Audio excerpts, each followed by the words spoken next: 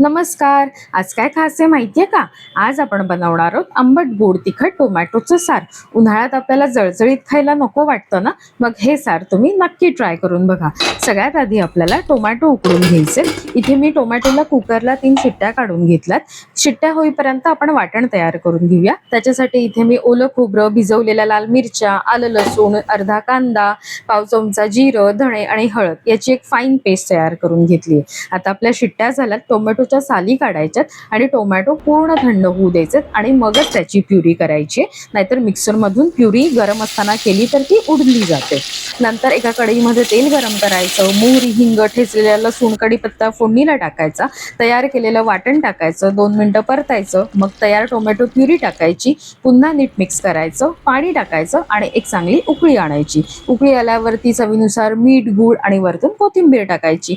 गरमागरम टोमॅटो सार भातासोबत सर्व करायचं. खूप चविष्ट लागतं. तुम्ही नक्की ट्राय करून बघा. आणि रेसिपी आवडल्यास माझ्या चॅनलला लाईक, शेअर, सबस्क्राईब जरूर करा.